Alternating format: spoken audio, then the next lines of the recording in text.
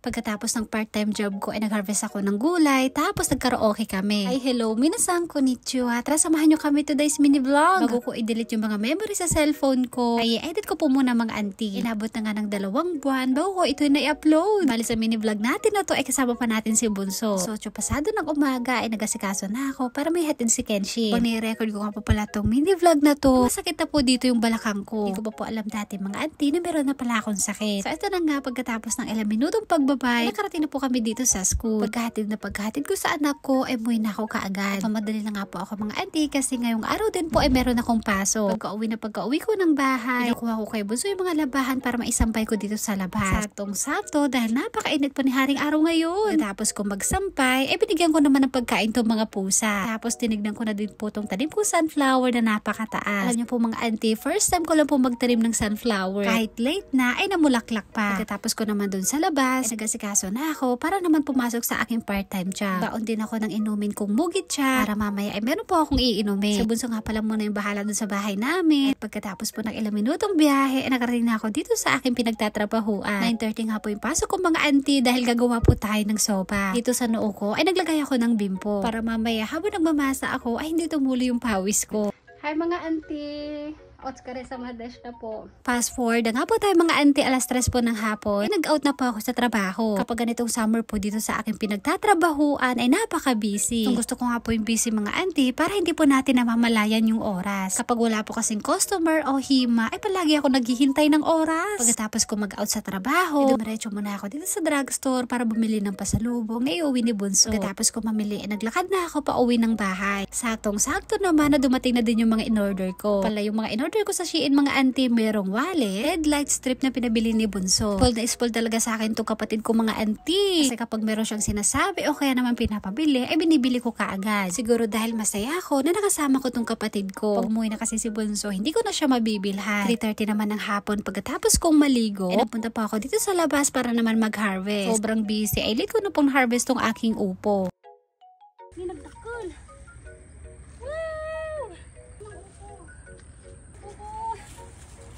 Ito pa yung na-harvest kong upo. Magdakol. Dahil magkikita nga po pala kami ni Mama, kaya nag-harvest po ako ng gulay na ibibigay ko sa kanya. Pakatigas na nga po ng upo ko mga auntie dahil magulang na. Hindi ko po alam kung pwede pa to, pero parang okay pa naman. Yung balat nga lang po yung makapal, pero yung loob ay malambot pa. Ito po yung na-harvest kong upo. Balat niya medyo matigas na, pero pwede pa naman yung nasa loob.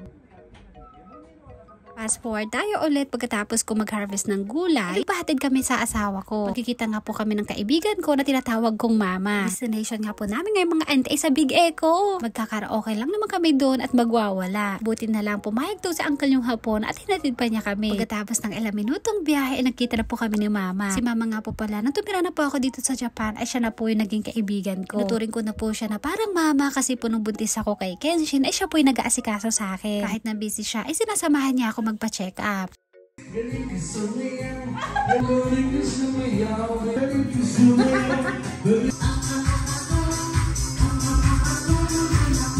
Umuwi si Bunso, pinakilala ko siya sa kaibigan ko. Sobrang saya dahil kahit pa paano nag-i-enjoy po tong si Bunso.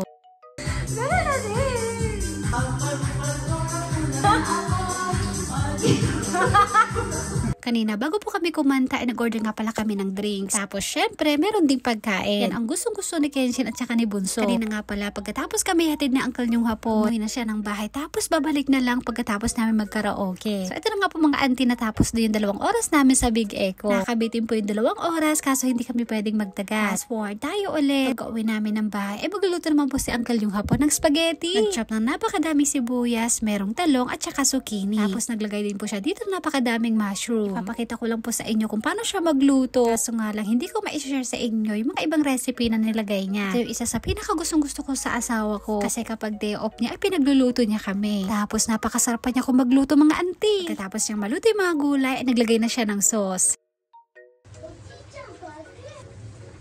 Oh, shit! Napaka-healthy po ng spaghetti ng asawa ko dahil napakadaming gulay. Pagkatapos niyang magluto ng sauce, ay nagluto naman siya ng pasta. Pagkatapos nga po ng ilang minuto, ay naluto na po mga ante. Napakaswerte ko talaga dito sa asawa ko. Kaya nga yung nagluto. Tapos siya pa ay nagpre-prepare. Gagawin ko na lang po mamaya ay kakain. Para mas lalong sumarap, ay naglagay nga rin po pala si Uncle yung hapon ng cheese dun sa kanyang sauce. Para kompleto at mas magandang tignan, ay naglagay siya ng basil.